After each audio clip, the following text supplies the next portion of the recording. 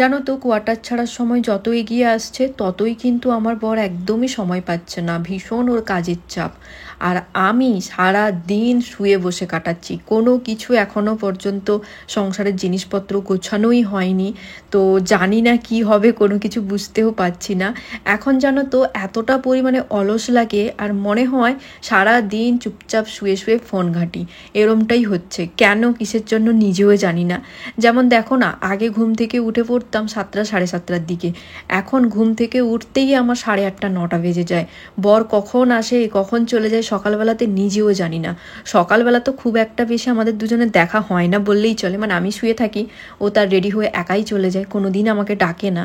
আর আমার যখন ঘুম ভাঙে, আমি যখন উঠি তখন দেখি যে আমার বর আমার জন্য সব কিছু করে গুছিয়ে রেখে চলে গেছে। ওই দুপুরবেলাতে দুজনের দেখা হয়। তো যাই হোক, ঘুম থেকে উঠলাম সবে, এবার কাজকর্ম শুরু হবে। ঘুম থেকে উঠে যেটা আমার সবার প্রথমে কাজ থাকে, আগে ফোনটা নিয়ে ফেসবুক ইউটিউবে প্রত্যেক দিনের পেমেন্টের কেমন কি আপডেট দিয়েছে না দিয়েছে সেগুলো চেক করা। যেমন এখন এই যে বসে পড়েছি, বসে বসে চেক করছি। আর বরকেও কিন্তু সকালবেলাতে মেসেজ করছিলাম যে কি খেয়ে গেছে না গেছে, সবটা জিজ্ঞেস করছিলাম মেসেজ করে। ফোন আর করিনি, যেহেতু বেরিয়ে গেছে আর ব্যস্তও থাকে, ওই কারণে আর ফোন করিনি। ভাবলাম যে চলো ওকে মেসেজ করে দেই, যখন ওর সময় হবে তখনও মেসেজের রিপ্লাই দিবে। তো যাই হোক, এখন আমার চেক করা হয়ে গেছে। এবার চটজলদি সমস্ত কাজকর্ম যা যা আছে পুরো একদম রকেটের গতিতে আমাকে করতে হবে। সকালে ঘুম থেকে উঠে 5-10 মিনিট ফোন নিয়ে বসি ঠিকই, তারপরে কিন্তু আমি আর একদমই ফোনে হাত দেওয়ার সুযোগই পাই না 1.5 ঘন্টা মতন।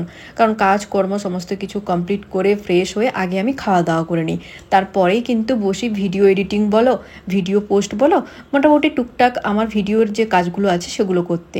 আগে তো ভিডিও শখে বানাতাম, যেহেতু এখন প্রফেশন হয়ে দাঁড়িয়েছে ভিডিও তো আমাকে বানাতেই হবে। তাছাড়া একা হাতে ভিডিও বানানো, ভিডিও শ্যুট করা, মানে এতটা চাপের তোমাদের বলে বোঝাতে পারবো না। আর ওই যে কাজ করতে করতে যখন স্ট্যান্ডে ফোন লাগিয়ে ভিডিও করি, তখন তো কাজের আরও দেরি হয়।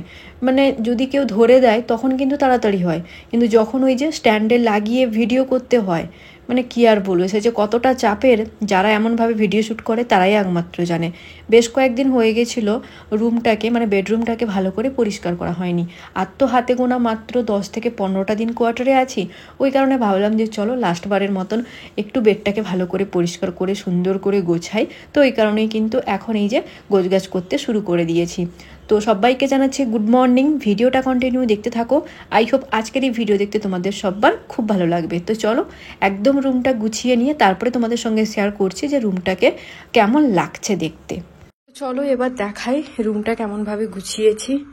এই যে দেখো, জামা কাপড় কয়েকটা ছিল সেগুলোকে গুছিয়ে রেখেছি, আরও কয়েকটা আছে চেয়ারে, সেগুলো পরে তখন গুছিয়ে রাখবো। আর এই যে দেখো বেডটাকেও ভালো করে গোছানো কমপ্লিট হয়ে গেছে।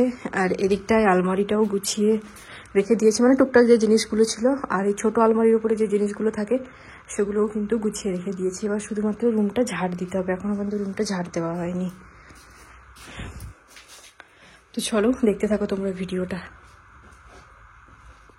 প্রথম কোয়ার্টারে জিনিস কিনবো না, কোয়ার্টার সাজাবো না, এরম করতে করতে বেশ অনেক কিছু জিনিসই কেনাকাটা হয়ে গেছে। এখন যখন জিনিসপত্রগুলো গোছানোর সময় এসছে না, কোথা থেকে শুরু করব, কি করব না করব কোনো কিছুই বুঝতে পারছি না। আর বর তো আমাকে টোটালি বারণই করে দিয়েছে জিনিসপত্র গোছাতে। কেন বলো তো, দুটো তো বাক্স আছে আর আমি তো ঠিকঠাকভাবে কোনো কিছুই গোছাতে পারি না, 2-1টা জিনিস ভরে দিব পুরো বাক্স একদম ভর্তি হয়ে যাবে।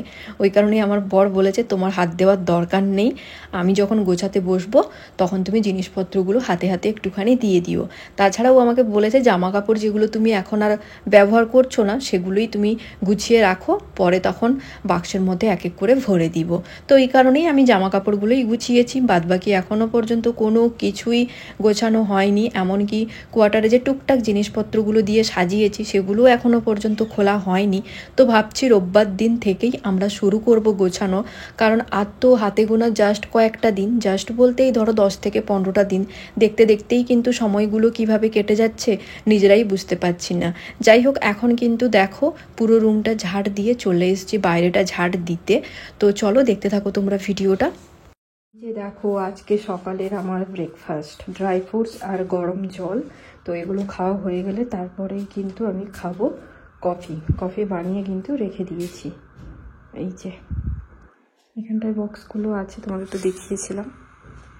তো সাইডে জানলাটায় বসে এখন খাওয়া দাওয়া করবো। তো চলো এখন খাওয়া দাওয়া করে নিই।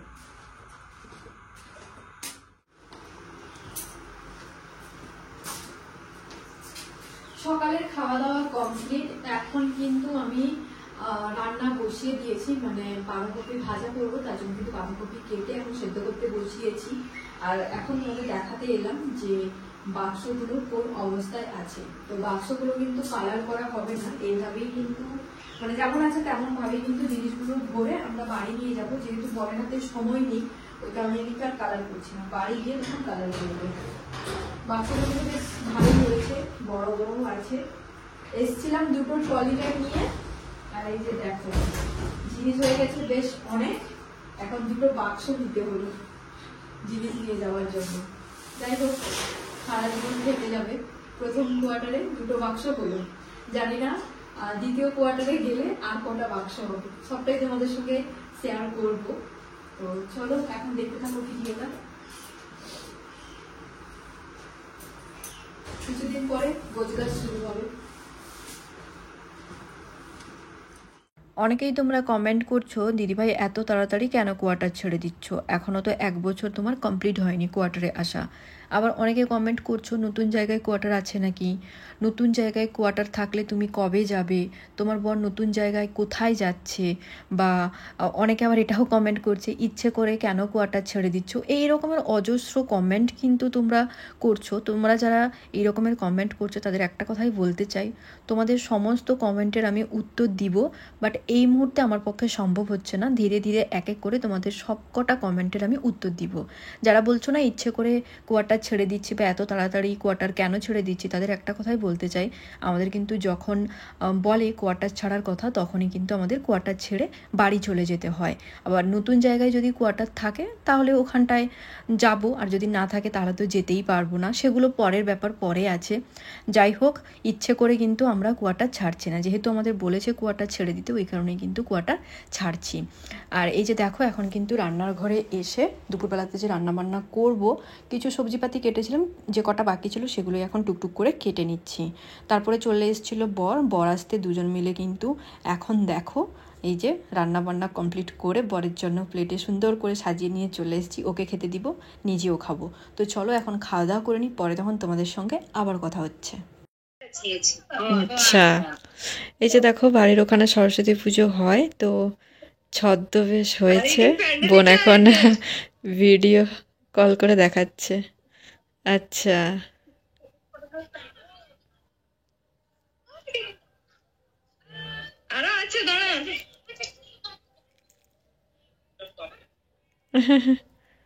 যাই হোক ভিডিও কলটা করতুলু বলি কি সরস্বতী পূজার প্যান্ডেল भी দেখি লিলি।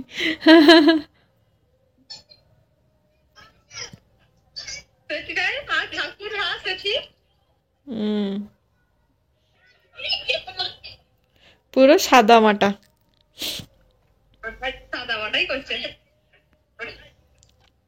একজন কমেন্ট করছিল দিদিভাই তোমার শাঁখা বাঁধানোর ডিজাইনটা একটু দেখিও, আর ওয়েট কত আছে সেটাও জানিও।